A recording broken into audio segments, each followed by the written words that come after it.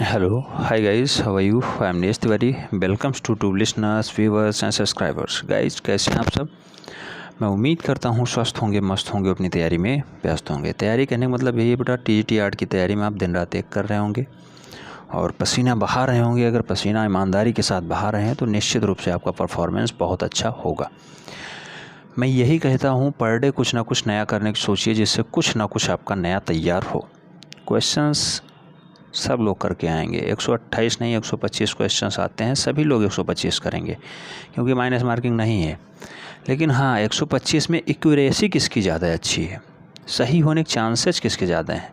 जो मेहनत करेगा, जो पढ़ाई करेगा, जो दिन रात एक करेगा। लेकिन हाँ, सिलेबस के अकॉर्डिंग मेहनत तो मज़दूर भी करता है, मेहनत तो चींटी भी करती है। लेकिन हाँ, सही दिशा में होना चाहिए, सटीक रणनीति के साथ होना चाहिए।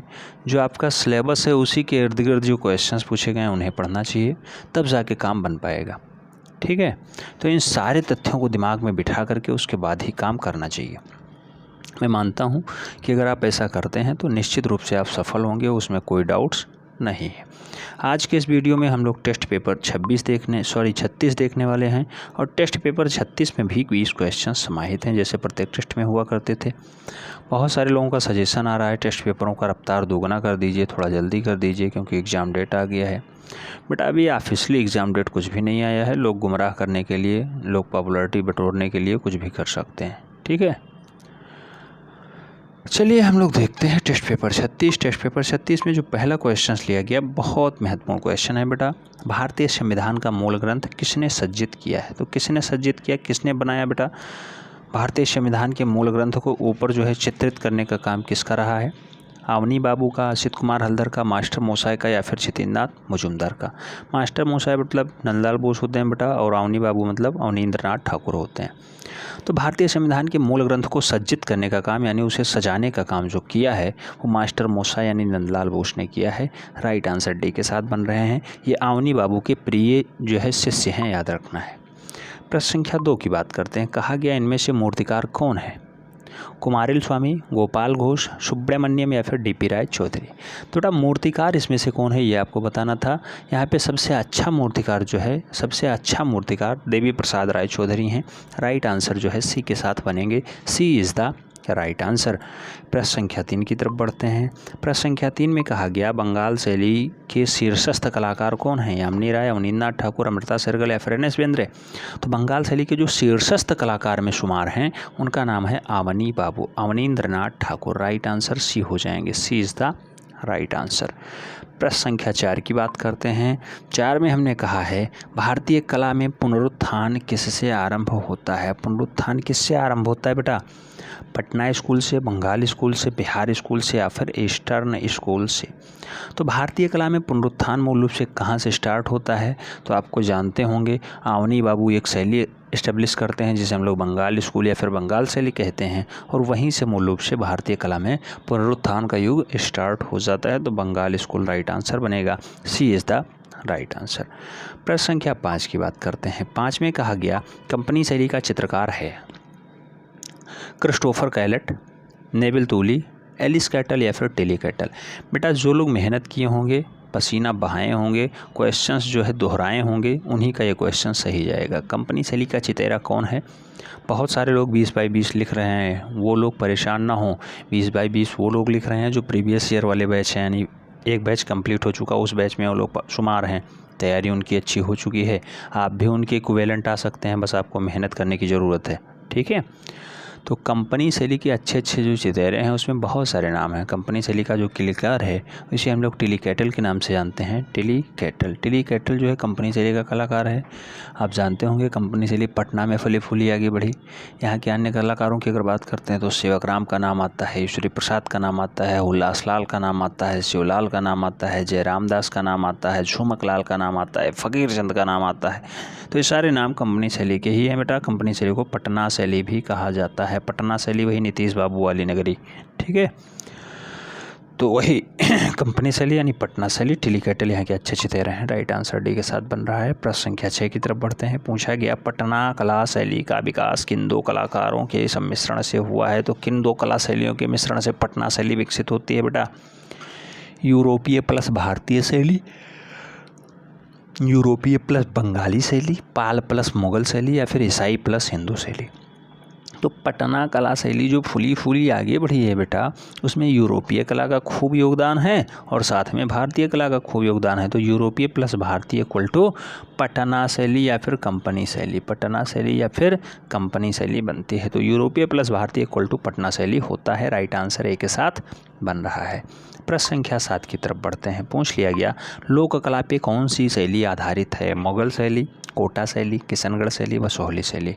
लोक कला पे आधारित होने वाली शैली आप जानते होंगे बसोहली शैली है। राइट आंसर डी के साथ बन रहा है। D is the right answer.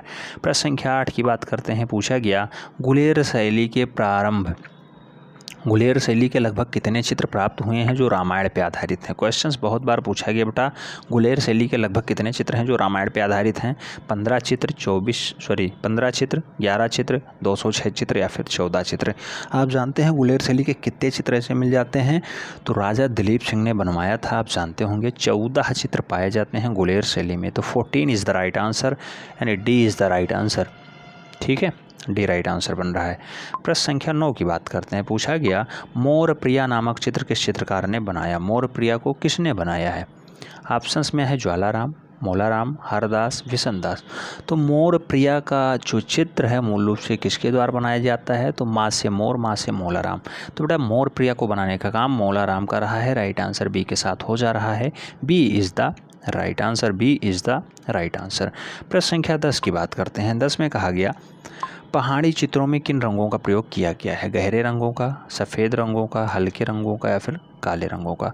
तो पहाड़ी चित्रों में किन रंगों का प्रयोग किया गया है बेटा? तो गहरे रंगों का प्रयोग यहाँ पे खूब अच्छे से किया गया है। तो गहरा रंग राइट आंसर बनेगा। पहाड़ी चित्रों में गहरे रंगों का प्रयोग खूब अच्छे से किया गया, ये राइट आंसर बन रहा है। प्रश्न संख्या 11 की बात करते हैं। 11 में कहा गया, प्रकृति चित्रण को किस शैली के चित्रों में महत्व मिलता है? तो प्रकृति चित्रण को किस शैली में महत्व मिलता है बेटा? पहाड़ी में, राजस्थानी में, आधुनिक में या फिर मुगल में? तो प्रकृति चित्रण को जो महत्व दिया जाता है वो पहाड़ी चित्रों में दिया जाता है। राइट आंसर ए के साथ बनता है। पहाड़ी इज़ द राइट आंसर यानी A is the right answer. प्रश्न संख्या 12 की बात करते हैं। 12 में कहा गया, पहाड़ी चित्रकला संबद्ध है। पहाड़ी चित्रकला संबद्ध है किससे? मुगल शैली से, कांगड़ा शैली से, राजपूत शैली से या फिर कांधा शैली से? तो पहाड़ी चित्रकला जो संबंध है बेटा वो मूल रूप से कांगड़ा से है। कांगड़ा राइट आंसर बी के साथ बन रहा है। B is the right answer. बेटा जिन लोगों का पेमेंट पड़ा हुआ है पेड कोर्स के लिए वो लोग परेशान ना हो, आज उन्हें हर हाल में जोड़ दिया जाएगा। आज उन्हें देर सवेर जोड़ दिया जाएगा। सभी डाटा आज उन्हें उपलब्ध करा दिए जाएंगे। ठीक है, तो लोग बिल्कुल भी परेशान ना हो। 355 मैसेज पड़ा हुआ था, एक साइड से हम रिप्लाई कर रहे थे। अभी लगभग 194 196 पे पहुँचे हैं। आज शाम तक सभी क्लियर हो जाएंगे। ठीक है, मैसेज करना बंद करिए, आप लोग पढ़ाई करना स्टार्ट करिए। आप सभी को बेस्ट ऑफ लक। प्रश्न संख्या 13 की बात करते हैं। 13 में कहा गया है, चित्रकार मानकू द्वारा चित्रित ग्रंथ कौन सा है? तो रामायण को बनाया, महाभारत को बनाया, गीत गोविंद को बनाया या फिर रसिक प्रिया को बनाया? थोड़ा मनुकू कौन सा चित्र बनाता है? तो आप जानते हैं मनुकू गीत गोविंद को चित्रित करते हैं। राइट आंसर जो है बी के साथ बन रहे हैं। गीत Govind is the right answer. प्रश्न संख्या 14 की तरफ बढ़ते हैं। 14 में कहा गया, ईरान के राजाओं को किस सचित्र मुगल पोथियों पर अंकित किया गया है? तो ईरान के राजा कहाँ चित्रित हैं मुगल पोथियों में? ऑप्शन है तुज़्क ए जहांगीरी में, तूती नामा में, शाह नामा में या फिर आइन ए अकबरी में? तो ईरान के राजाओं को सचित्र पोथियों पे जो उतारने का काम किया है वो शाह नामा में किया गया है। बेटा शाह नामा को किसने लिखा है? आप जानते हैं ईरानी आता है जिसे हम लोग कहते हैं फिरदैसी। फिरदैसी बेटा ऐसा काम करते हैं। फिरदैसी राइट आंसर होते हैं। शाहनामा को लिखते हैं फिरदैसी और ईरान के राजाओं को यहाँ चित्रित कर देते हैं मुगल काल में भी। तो राइट आंसर डी के साथ हो जा रहा है। D is the right answer. प्रश्न संख्या 15 की बात करते हैं। पूछा गया, तुर्की तीतार का चित्र कहाँ सुरक्षित है? तुर्की तीतार का चित्र कहाँ सुरक्षित रखा है? दिल्ली में, पेरिस में, कोलकाता में या फिर लंदन में? तुर्की तीतार का जो चित्रण है बेटा वो मूल रूप से कलकत्ता में चित्रित है। कलकत्ता। आप जानते होंगे कलकत्ता वेस्ट बंगाल वाला बेल्ट होता है। और तुर्की तीतार को किसने बनाया है? तो उस्ताद मंसूर ने बनाया है। मंसूर किसके दरबार के अच्छे चितेरे थे? तो बेटा जिसके काल में स्वर्ण कलप होता है, कुल मिलाकर के मुग़ल शैली, यानी जहांगीर के काल के मंसूर अच्छे चितेरे माने जाते हैं। 25 चितेरे थे। राइट आंसर जो है ए के साथ बन रहा है। तुर्की तीतार कलकत्ता में सुरक्षित रखा हुआ है। ए राइट आंसर बन रहा है। प्रश्न संख्या 16 की बात करते हैं। 16 में कहा गया शाहनामा और उनके बेटा दारा को किसने चित्रित किया है? शाहजहां और उनके बेटे दारा को किसने चित्रित किया? तो शाहजहां और उनका बेटा दारा शिकोह है, उनको चित्रित करने का काम किसका रहा है? गोवर्धन का, पयाग का, अबुल हसन का या फिर मानकू का? तो शाहजहां और उनके बेटे दारा को चित्रित करने का काम बेटा गोवर्धन का रहा है। गोवर्धन ने चित्रित किया है। राइट आंसर ए के साथ बन रहे हैं। A is the right answer. बहुत सारे लोग बहुत सारे कमेंट करते हैं। कमेंट को अगर ध्यान में रखा जाए तो हमें लग रहा है कोई भी काम ना हो पाए, लेकिन हमें सदैव जो है पॉजिटिव सोचना है और सदैव जो है सकारात्मक पक्ष का ही पक्ष लेना होगा, तभी जाके काम हो पाएगा। मैं देखता हूँ दुनिया दो तरह के इंसानों से भरी पड़ी है। हुमायूं का दरबारी चित्रकार कहाँ का रहने वाला था? हुमायूं का दरबारी चित्रकार कहाँ का रहने वाला था? ईरान का, अफ़गानिस्तान का, काबुल का या फिर ताशकंद का? तो बेटा हुमायूं का जो दरबारी चित्रकार है वो मूल रूप से ईरान का रहने वाला था। ईरान। राइट आंसर ए के साथ बनेगा। A is the right answer. Humayun का दरबारी चित्रकार ईरान का रहने वाला था, यानी ए राइट आंसर बन रहा है। क्वेश्चन बहुत महत्वपूर्ण है, नोट डाउन कर लीजिएगा। प्रश्न संख्या 18 की बात करते हैं। पूछा गया आलंकृतिक हाशिए किस शैली की देन है? बेटा आलंकृतिक हाशिए कहाँ बनाना स्टार्ट होता है? मुग़ल शैली में, अजंता शैली में, राजपूत शैली में या फिर गढ़वाल शैली में? तो आलंकृतिक हाशिए जो बनाने का काम है बेटा वो मुग़ल शैली में खूब हुआ है। मुग़ल शैली की देन किसकी है बेटा? तो कहा जाता है अकबर ने इसे एस्टेब्लिश किया है। अकबर मुग़ल शैली के जन्मदाता अकबर माने जाते हैं। आप जानते होंगे मुग़ल साम्राज्य के जन्मदाता बाबर माने जाते हैं। मुग़ल शैली के जन्मदाता अकबर माने जाते हैं। मुग़ल काल में चित्रकला स्वर्ण काल पे पहुंची तो जहांगीर माने जाते हैं। सब नाम याद रखना है। स्थापत्य कला किसके समय में स्वर्ण काल पे पहुंचती है? तो शाहजहां होते हैं, जिसे खुर्रम के नाम से जाना जाता है। और सलीम किसका नाम है? आप जानते हैं जिसके काल में स्वर्ण काल पे पहुंचती है मुग़ल चित्रकला, उसे हम लोग सलीम के नाम से जानते हैं। क्वेश्चंस पूछे गए हैं इसलिए आपको बताया जा रहा है। प्रश्न संख्या 19 की बात करते हैं। पूछा गया लाल पुष्प का चित्रकार था कौन? मंसूर था, मिस्किन था, खेमकरन था या फिर बिशनदास था? बेटा लाल पुष्प को बनाने का काम उस्ताद मंसूर का रहा है। मैं पहले ही बताता हूँ ये पशु पक्षी और जो है इसके चितेरे माने जाते हैं, तो प्राकृतिक चितेरे बहुत अच्छे से हैं उस्ताद मंसूर। तो राइट आंसर लाल पुष्प के लिए मंसूर जिम्मेदार है, मंसूर ने बनाया है। ए राइट आंसर बन रहा है। प्रश्न संख्या 20 की बात करते हैं। पूछ लिया गया पिछवई लोक चित्रण कहाँ मिलता है? पिछवई का लोक चित्र कहाँ मिलता है बेटा?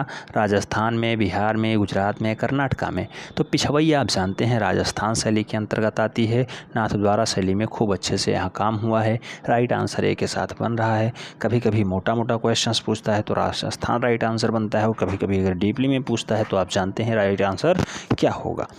तो कुल मिलाकर के टेस्ट पेपर 36 आपका कैसा रहा कमेंट के माध्यम से छाप दीजिएगा बेटा। अगर यहाँ से आपको कुछ भी सीखने को मिला हो, कुछ भी नया मिला हो, तो एक बार वीडियो लाइक कर देना, मित्रों के बीच ज़रूर शेयर कर देना जो लोग टीजीटी कला की तैयारी कर रहे हैं। हमारा उद्देश्य है ज़्यादा से ज़्यादा लोगों को जागरूक करना, ज़्यादा से ज़्यादा लोगों का सिलेक्शन अपने यहाँ से हो, इसलिए हम लोग इस वे पे काम कर रहे हैं। आज से लगातार हम लोग अपनी पढ़ाई के मूल धारा में लौटने का प्रयास करेंगे। अभी तक जो हुआ उसके लिए क्षमा चाहते हैं। निश्चित रूप से हम लोग तैयारी बेटर करेंगे, सबसे अच्छा रिजल्ट यहीं से आएगा। ठीक है, बाकी अगर कोई बड़ी अपडेट आती है चैनल के माध्यम से आपको बता दिया जाएगा। गुमराह होने की आवश्यकता नहीं है। जो लोग बता रहे हैं कि परीक्षा डेट आ चुकी, ये डेट आ चुकी, ये डेट आ चुकी, उस पर आपको बिल्कुल भी फोकस नहीं करना है। आराम से आप तैयारी करिए। अभी ये मान के चलिए कि आपके पास पर्याप्त समय है। 40 से 45 रोज़ तो कोई ही नहीं काट सकता, तो 40-45 दिन पर्याप्त समय है। और मैक्सिमम तो मैं मानता हूँ कि लगभग अभी आपके पास 60 से 70 दिन का समय है। ठीक है, तो ऑफिशियली कोई नोटिस आता है तभी गौर करिएगा, अन्यथा आप ये मत परेशान होइएगा कि सर नोट्स तो आ गए, डेट तो आ गई, ये करना वो करना। बेटा बहुत जल्द, मैं चाहूँ तो आपको 1 महीने के अंदर सब कुछ कंप्लीट कर दूँ। 1 महीने के अंदर पूरा पढ़ा दूँगा, पूरा का पूरा डाटा भी हो जाएगा।